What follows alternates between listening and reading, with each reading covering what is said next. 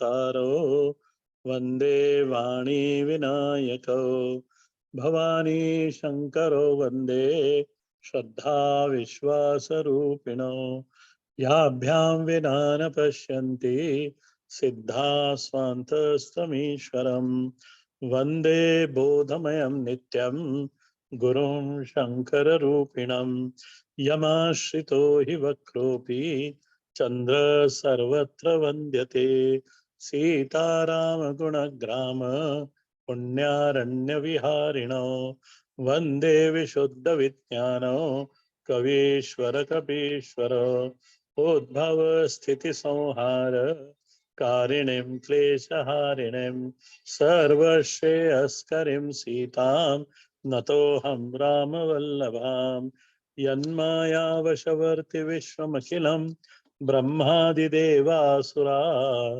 यत्सत्त्वादमृषैव भाति सकलं रज्जो यथा हे भ्रम यत्पादप्लवमेकमेव हि भवां बोधे स्थितिर्षावताम् वन्देऽहं तमशेषकारणपरं रामाख्यमीशं हरिं नानापुराणनिगमागमसम्मतं यत् रामायणे निगदितं क्वचिदन्यतोऽपि स्वान्तः तुलसी रघुनाथगाथा भाषा निबध्य मतिमञ्जुल मातनोति सियावर रामचंद्र जी की जय। जो कथा हमारी चल रही थी उसमें हमने दोहा नंबर 35 कर लिया था और इस दोहा नंबर 36 से हमको शुरू करना है और 35 के अंदर थोड़ा सा रिवीजन ऐसा कर लेते हैं। रामचरित्र मानस के प्रागट्य की कथा है। उसके पहले वाली चौपाई यदि आप एक बार देख लें तो रची महेश निज मानस राखा पाई सुसमय शिवासन भाषा ताते रामचरित मानस वर धर्यो नाम हिये हेरि हर्षि हर।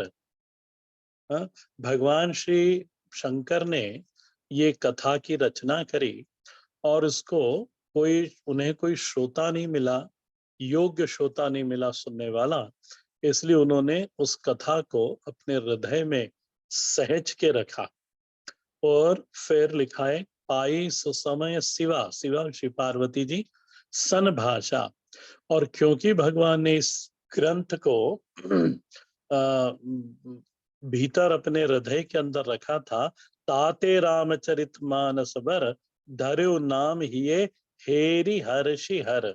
बड़े खोज करके इसको फिर उन्होंने अपने हृदय में रखे और उसका नामकरण करा रामचरित मानस। जो भगवान श्री राम का चरित है वो भगवान शंकर के मानस में सहजता से वहां पे सुरक्षित रखा हुआ है और जब इसका कोई योग्य शिष्य मिलेगा तो इसको फिर आगे इसका प्रचार होगा। कयो कथा सोई सुखद सुआई सादर सुनो सुजन मन लाई।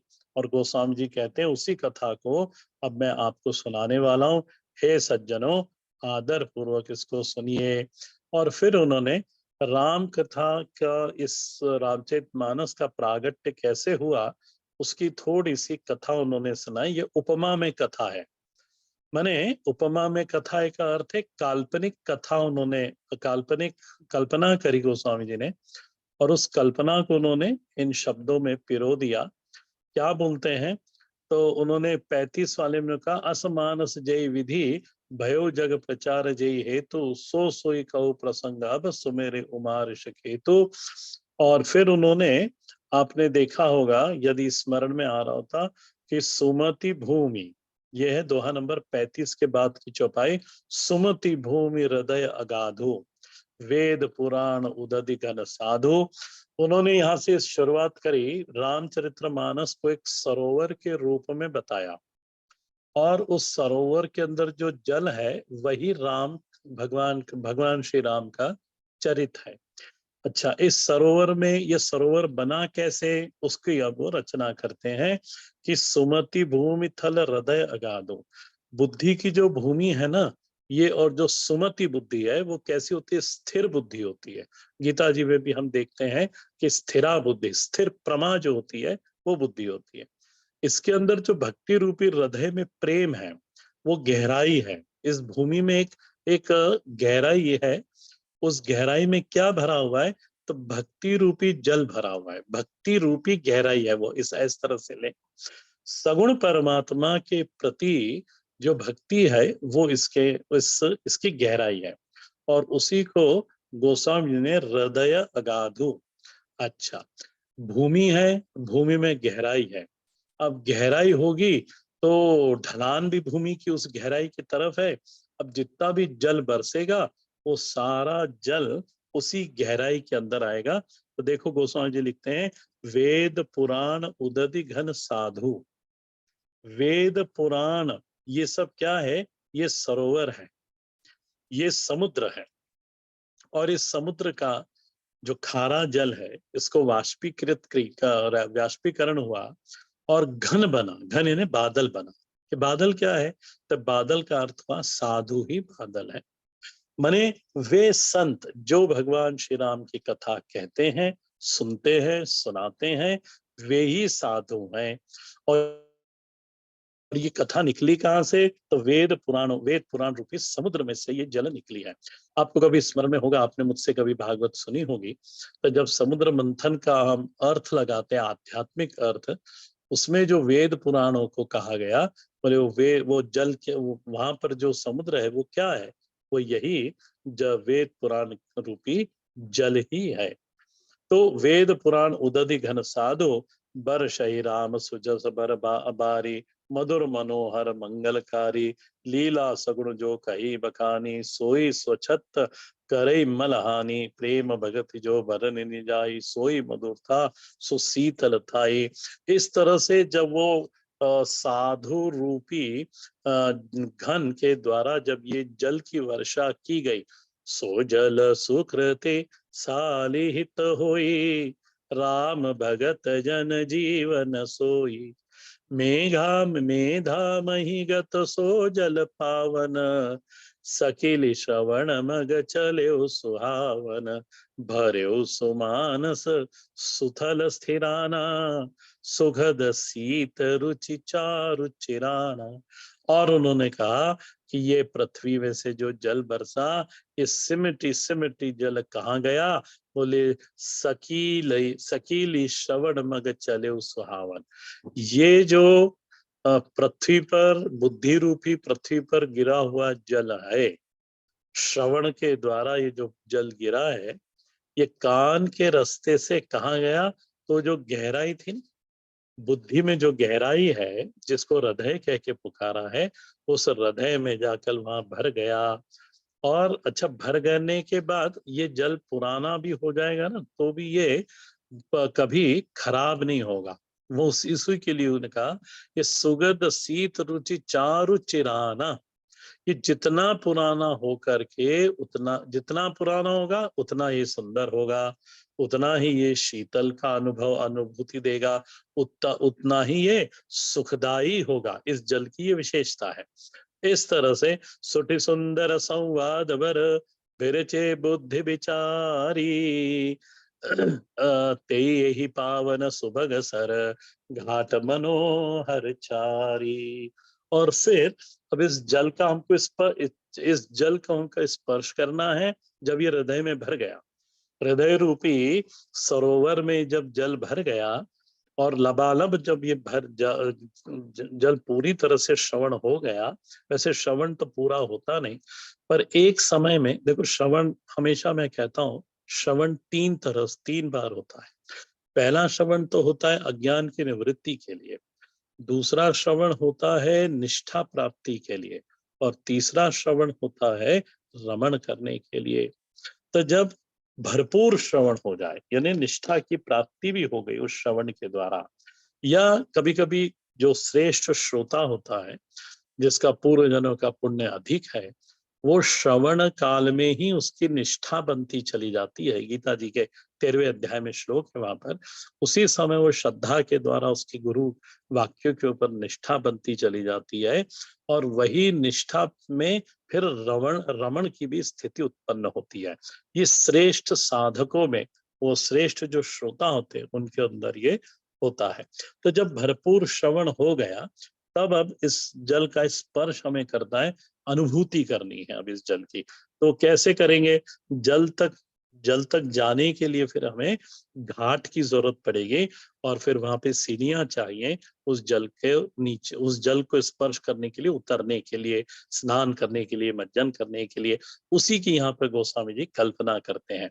और देखो इन्होंने दोहे में क्या लिखा? सुठी सुंदर संवाद वर, सुष्टु सुंदर संवाद है कि बुद्धि में विचार करा, विचरे बुद्धि विचारी। उन्होंने इस एक संवाद का विचार करा कि चार घाट बनते हैं चारों दिशा में, तो चारों दिशा में चार घाट बनेंगे, तो रामचरित्र में मानस में चार संवाद हैं। उन्होंने उसको घाट की कल्पना करी। यही ते यही पावन सुबग सर, घाट मनोहर चारी। यही जो सर यानी सरोवर, सरोवर तक के किनारे पर ये चार घाट बंधे हुए हैं। कौन कौन से चार घाट हैं? तो मैंने आपको पहले भी बताया था। एक घाट के ऊपर तो भगवान श्री शंकर बैठे हुए हैं, श्री पार्वती जी को सुना रहे हैं। ने भगवान शंकर वक्ता हैं, श्री पार्वती जी श्रोता है। दूसरे घाट के ऊपर श्री कागभूषणी जी हैं जो वक्ता हैं, और श्री गरुड़ जी श्रोता है। तीसरे घाट के ऊपर श्री याज्ञवल्क्य जी बैठे हैं, और भरद्वाज जी श्रोता हैं। और चौथा जो घाट है, वहां श्री गोस्वामी जी बैठे हैं, अपने मन के साथ बैठे हैं और मन को कथा सुना रहे हैं। तो सब, और फिर 7 प्रकार की सीढ़ियां बनी। कितनी सीढ़ियां बनी? 7 सीढ़ियां बनी उस सरोवर के जल तक पहुंचने की। तो देखिए चौपाई में फिर लिखा है, और फिर उसका, उस सरोवर के आजू बाजू का सबका वर्णन गोस्वामी जी एक कल्पनाबद्ध तरीके से करते हैं। क्या कहते हैं वो? तो सप्त प्रबंध सुभग सोपाना, ज्ञान नयन निरखत मन माना, रघुपति महिमा अगुण अबाधा, बरन बसोई बरबारी अगाधा। 7 कांड है इसके अंदर, यही सरोवर के की सुंदर सीढ़ियां हैं। अच्छा, इन सीढ़ियों को कैसे देखा जा सकता है? तो ये कोई ऐसे इन चर्म चक्षु से देखने की सीढ़ियां नहीं है, इसलिए क्यों कल्पना है ये। इसलिए उन्होंने कहा ज्ञान नयन निरखत मन माना। ज्ञान नयन के द्वारा इन सीढ़ियों को देखा जा सकता है। और फिर रघुपति महिमा अगुण अबाधा, और यहाँ पर क्या है? भगवान श्री रघुनाथ जी की महिमा गाई गई है। अब देखो गोस्वामी जी ने, वैसे तो भगवान श्री राम कौशल्या नंदन, दशरथ नंदन, सीतापति भगवान की यहाँ पर कथा है, परंतु जब उन्होंने लिखा ना, तो उन्होंने क्या लिखा? रघुपति महिमा अगुण अबाधा, कि निर्गुण परमात्मा की, और कैसा है वो निर्गुण परमात्मा? अबाधा, उसमें किसी प्रकार का बाध नहीं आता। बाध नहीं आता यानी एक रस परमात्मा है, आदि उसका है नहीं, अंत उसका है नहीं, आदि अंत से रहित जो परमात्मा है, और वो सब कालों में, तीनों कालों में एक जैसा रहता है, उसमें किसी प्रकार का खंड नहीं आता।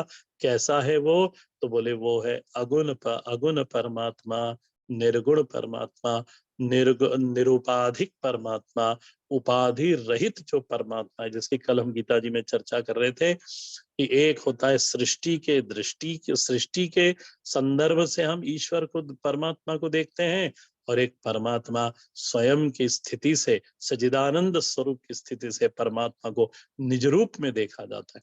तो निज रूप में देखा, जो परमात्मा देखा जाता है वो कैसा है? वो परमात्मा है निर्गुण परमात्मा, निरुपाधिक है। और सृष्टि की उपाधि से परमात्मा को देखेंगे तो फिर वो कार्य कारण उपाधि ईश्वर हो जाएगा। कल इसकी हम चर्चा कर रहे थे। तो रघुपति महिमा अगुण अबाधा, बरन बसोई बार बारी, बरन बसोई बरबारी अगाधा। बोले ये सुंदर जो जल है, बोले यही उसकी गहराई है, उसकी जो महिमा का वर्णन है अगुण परमात्मा की, निर्गुण परमात्मा की, वही इस जल की गहराई है। राम सीप जस राम सिय जस सलिल सुधा सम, उपमा बीच विलास मनोहर। उन्होंने कहा रामचंद्र जी और भगवान श्री सीता जी का बोला जो यश है ना, वही इस जल जल को अमृतमय बनाता है। इस जल को और साधारण जल, इस जल में और दूसरे जल में अंतर क्या है? बोले ये जल अमृत है, आपको अमरता की ओर लेके जाता है। आपको मालूम ग्रंथों को ग्रंथ क्यों कहते हैं? ग्रंथों को ग्रंथ नाम क्यों पड़ा?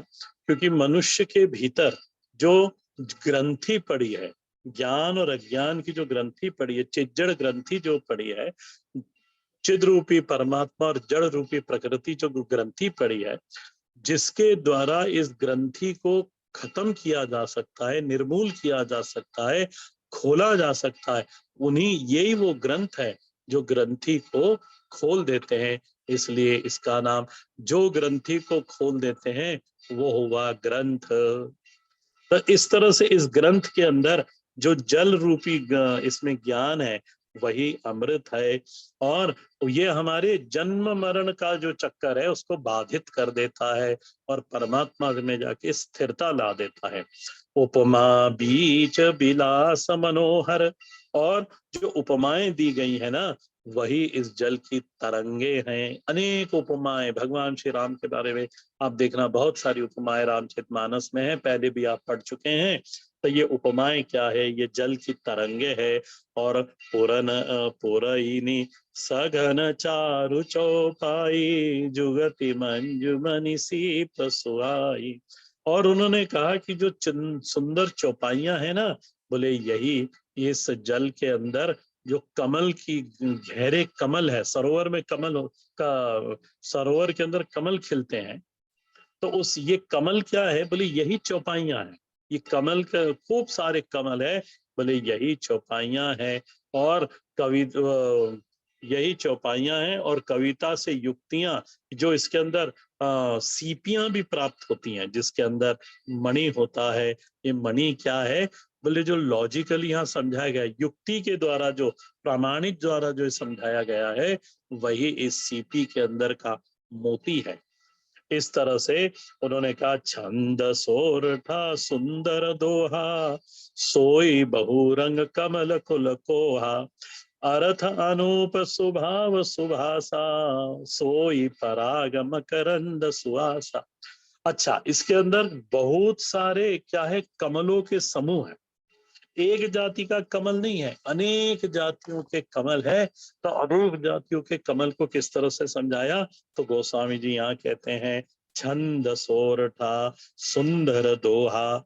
इस रामचरितमानस में चौपाइयां हैं, सोरठा है, सुंदर दोहे हैं।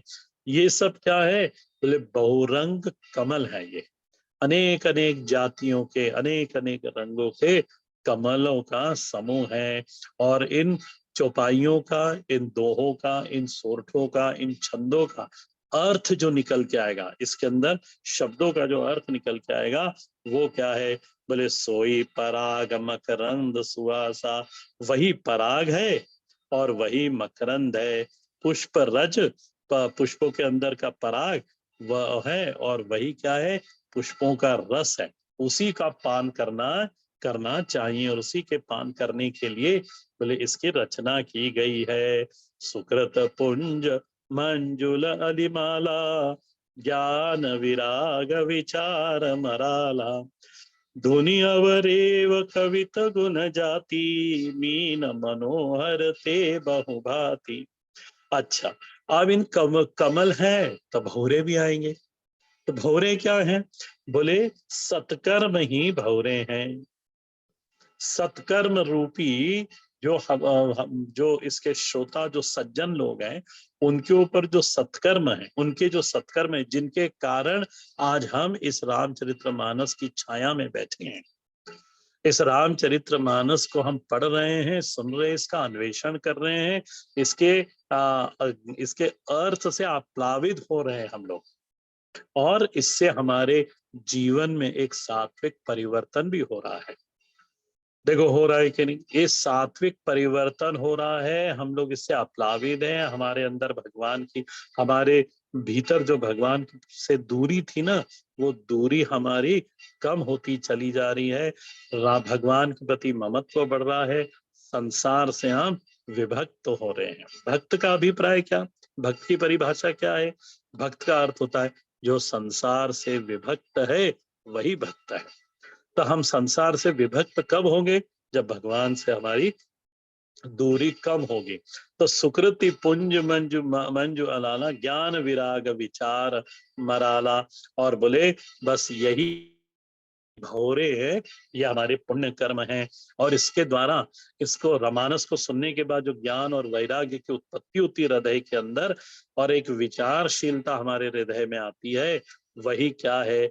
इस सरोवर के अंदर, रामचरित्र रूपी सरोवर के अंदर यही सब हंस है। और धुनि अवरेव कविता गुण जाति, मीन मनोहर ते बहुभांति। और कविता की जनो उतार चढ़ाव है, कविता कभी ऊपर तेज उससे गाई जाती है, कभी नीचे से गाई जाती है। इस तरह से जैसे चौपाइयों को भी आप देखा, पहली चौपाई को हम थोड़ा ऊपर के उससे गाते हैं। अब गाना आना तो आता नहीं, पर जिस तरह से हमने सीखा है कि थोड़ा सा ऊंची आवाज में गाना, और नीचे की चौपाई को थोड़ा सा धीरे करके गाना ना, इसी को कहते हैं आ, कहा गया, धुनि अवरेव कविता गुण जाति। बोले यही उसके अंदर की उक्तियां हैं, इसी तरह से उसको गाया जाता है। बोले अनेक प्रकार के छंदों के द्वारा। बोले ये छंद और गाने की रीति क्या है? बोले यही अनेक प्रकार की इसके अंदर मछलियां हैं इस सरोवर के अंदर। अर्थ धर्म का, अर्थ धर्म का मादिकचारी, कहब ज्ञान विज्ञान विचारी। बोले अर्थ धर्म काम मोक्ष, ये चार जो पुरुषार्थ हैं, यही बोले इसके अंदर ज्ञान विज्ञान और विचार का को विचार की तरह कहे गए हैं। मैंने क्या, इस कथा के द्वारा हमको अर्थ धर्म काम और मोक्ष सभी हमारे सिद्ध हो जाते हैं, जीवन में धर्म सिद्ध होने लगता है। भगवान राम का चरित्र धर्म बताता है। और ध्यान ध्यान देना, धर्म हुआ, और जो अर्थ हमारे प्रारब्ध का होता है, ये प्रारब्ध का अर्थ जब हमारे परमात्मा से दूरी कम हो जाती है, परमात्मा मय जीवन हो जाता है, ग्रह हमारे अनुकूल होते हैं, तो पूर्व जन्म के प्रारब्ध हमारे कटने लगते हैं, वर्तमान जन्म में पुण्य की प्राप्ति होती है, उससे हमें जीवन में हमारे अर्थ की प्राप्ति होती है, ईश्वर की प्राप्ति होती है। इस अर्थ के द्वारा फिर हमारी बुद्धि बनती है धर्म करने के लिए। अर्थ का फल क्या है? धर्म उसका फल है। और धर्म से फिर धर्म के बाद हमें सुख की प्राप्ति होती, कामनाओं की पूरी करके सुख की प्राप्ति होकर अंत में जो लक्ष्य है वो मोक्ष है। बोले यही इसके अंदर का, बोले नौ रस, जो कविता में रस होना चाहिए ना, जो काव्य के नौ रस है, वही ये सब है। कहत ज्ञान विज्ञान विचारा, अच्छा नवरस जब तब तोग विचार, जोग विचारा ते सब जलचर चार उतड़ागा। और बोले इसके अंदर जो ये नवरस हैं और जब तब योग है, ये सब क्या है? बोले इस सरोवर के अंदर जो जलचर होते हैं ना, एक्वेटिक एनिमल्स, वो सब इसका किस तरह है? नवरस, जप, तप, योग और वैराग्य। बोले यही पांच प्रकार के इसके अंदर जलचर पाए जाते हैं। सुकृति साधु नाम गुण गाना, ते विचित्र जल विहग समाना। बोले भगवान श्री रामचंद्र जी के जो नामों का, जो भगवान श्री राम और सीता जी के जो यश का गुणगान है, बोले ये क्या है? बोले यही ये जल पक्षी हैं। उसके पहले उन्होंने कहा साधु कौन है? सुकृति साधु नाम गुण गाना। बोले जो जिन्होंने जीवन में, पूर्व के जीवन में जिनका पुण्य एकत्रित हो गया है, बोले वही लोग होते हैं जो भगवान के यश का गान करने के लिए समर्थ होते हैं। वही इस कथा की छाया में बैठते हैं और अपने जीवन की जो व्यथा है उसको बोले वो दूर करते हैं। भगवान श्री रामचंद्र जी के और सीता जी के गुण कैसे हैं? बोले यही इस सरोवर के अंदर जल पक्षी के समान है। संत सभा चहु दिसी अमराई, श्रद्धा ऋतु बसंत समाई। अच्छा, चारों इस सरोवर के चारों ओर है ना अमराई है, आम के झाड़ है। अच्छा, आम ही क्यों क्यों बोला? क्योंकि आम के अंदर कभी भी पतझड़ नहीं होता।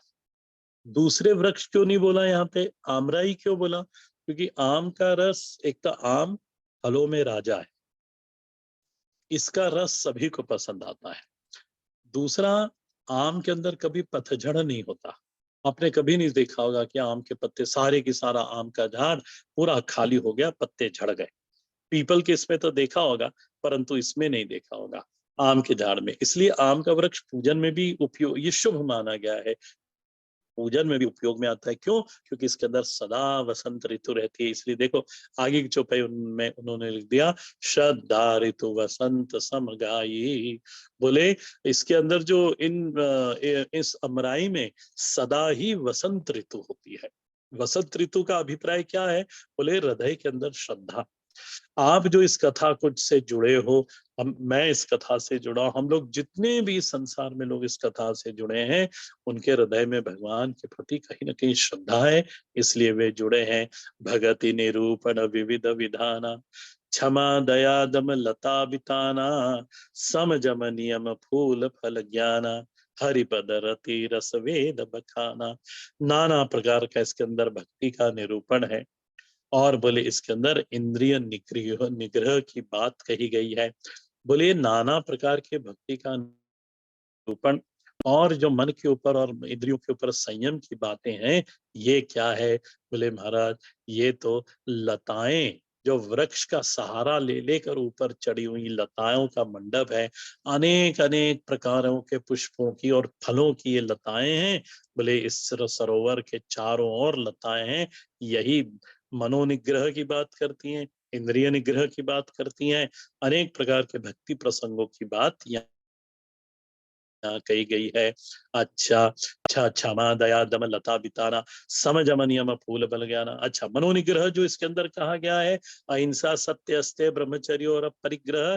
बोले और नियम जो कहे गए हैं, नियम में शौच संतोष तप स्वाध्याय और ईश्वर परिधान। बोले ये क्या है? बोले इन लताओं के और वृक्षों के ऊपर जो पुष्प है, और पुष्प से जो ज्ञान का फल प्राप्त होता है, मानी क्या, ये इन यम नियमों को जीवन के अंदर जब साधक मनुष्य धारण करता है, साधक का धारण करता है और परमात्मा की ओर आगे बढ़ता चला जाता है, तो ज्ञान रूप पहले तो भक्ति रूपी फूल उत्पन्न होता है उसकी बुद्धि के अंदर, और फिर वही फूल ज्ञान में परिणत होता है, और उसको फिर दोनों प्रकार का ज्ञान हो जाता है। निर्गुण परमात्मा का भी ज्ञान होता है और सगुण परमात्मा का भी ज्ञान हो जाता है। उपाधि सहित परमात्मा और निरुपाधिक परमात्मा, दोनों का ज्ञान होना चाहिए। एक के ज्ञान से काम नहीं चलता, दोनों ज्ञान होना चाहिए। रामचरितमानस में दोनों प्रकार के ज्ञान है, सम जम नियम फूल भर ज्ञाना, हरिपद रति रस वेद बखाना। और बोले इस फल का जो रस निकलेगा ना, बोले वो क्या है? बोले ये ज्ञान के बाद जो रमणीय भक्ति होती है, बोले वही इसका रस है। पराभक्ति जिसको कहा गया है, ये जो पराभक्ति होती है वही इस फल का रस है।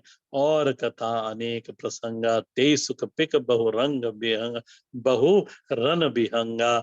और बोले इस रामचरितमानस में अनेक छोटे छोटे छोटे प्रसंग, खूब सारी कथाओं का अंतर्भाव है। बोले वो क्या है? बोले वो इस अमराई के अंदर तोते मैना जो घूम चहचाते हैं, बोले वही इसके अंदर अनेक प्रकार की कथाओं का जो अंतर्भाव हुआ है, वो अंतर्भाव है। पुलक बाटिका बाग बन, सुख सुविहंग विहारू, माली सुमन सनेह जल, सिंचत लोचन चारु, सियावर रामचंद्र जी की जय। अच्छा, कथा सुनने में पुलकत बाटिका बन बाग, और इसके अंदर जो रोमांच उत्पन्न होता है। रोमांच उत्पन्न होता है ना राम की कथा सुनकर, कथाओं के साथ श्रोता का ना मन जुड़ जाता है। श्रद्धा तो है ही, प्रेम तो है ही, इसीलिए तो कथा की छाया में बैठे। तो जब कथाएं कही जाती है, पढ़ी जाती हैं, तो हम भगवान राम से, भगवान शंकर से, श्री सीता जी से, श्री हनुमान जी से है ना एक अपनत्व आ जाता है। ये तो हमारे ही हैं। और देखो, ये इन्हीं की कथा हम गा रहे हैं, ये तो हमारे हृदय के बिल्कुल पास है। भगवान श्री रामचंद्र जी की कथा सुनते हैं तो कहीं अपना बेटा याद आ जाता है। इस तरह से कथा के साथ एक हो जाना, एक तरह से व्यवहारिक संबंध, व्यवहारिक धरातल पर भी आप देख लो, कथा के साथ एक ही भाव, कथा में एक हो जाते। जैसे लोगों को देखते हैं हम, सुनते हैं, पिक्चर देखते देखते पिक्चर से मनुष्य एक हो जाता है। क्रिकेट का मैच देखते देखते वो मैच से एकाकार कर लेता है। ठीक उसी तरह से भक्त लोगों का ये स्वभाव है कि वो कथा सुनते सुनते भगवान के साथ एक ही भाव, उनको लगता है कि हम यही द्वापर और त्रेता के अंदर हम भी यही हैं जहाँ अभी राम है, राम अभी है, इस तरह का अनुभव होने लगता है। तो ये क्या है, बोले ये सब जो है ये अनेक प्रकार के वाटिका वन है, और जो रोमांच होता है अनेक अनेक प्रकार के सरोवर के आजू बाजू वन है। अच्छा, और इसके अंदर जो सुख प्राप्ति होती है कथा सुनने के बाद, यही बोले अनेक प्रकार के पक्षियों का विहार, इस जंगल, इस वन उपवन के अंदर अनेक प्रकार के पक्षी रहते हैं। माली भी होगा फिर इसका, इस उपवन का कोई? बोले हाँ माली है ना। बोले माली सुमन स्नेह जल सींचत लोचन चारो, निर्मल आपका मन ही माली है, श्रोता और वक्ता का मन ही माली है। और जब जब हृदय क्या पिघलता है ना इन कथाओं को सुनकर और जल में परिणित होता है, वही जल के द्वारा इस वन उपवन को सिंचित करता चला जाता है। हाँ, और अश्रु भी दो प्रकार के होते हैं। एक अश्रु तो दृश्य अश्रु होते हैं, जिससे अमंगल भी हो सकता है, परंतु एक अश्रु होते हैं जो भीतर के अश्रु होते हैं, जो दिखाई नहीं देते और वो सदा मंगलकारी होते हैं। वही अश्रु होना चाहिए। हृदय को, हृदय पिघलना है, यही भीतर का अश्रु है। रोमांच से द्रवित होना है भगवान की कथा से, यही भीतर का अश्रु है। और इसी अश्रु से उस कथा का सिंचन होता है। सिंचन हो के ये कथा प्रफुल्लित हो, फुल्लित कहाँ होती है? हृदय के अंदर। देखना, कथा ग्रंथ में नहीं होती।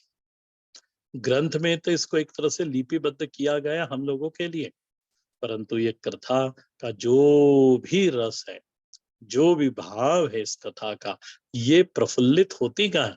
ये हृदय के अंदर अनुभव के रूप में प्रफुल्लित होती है।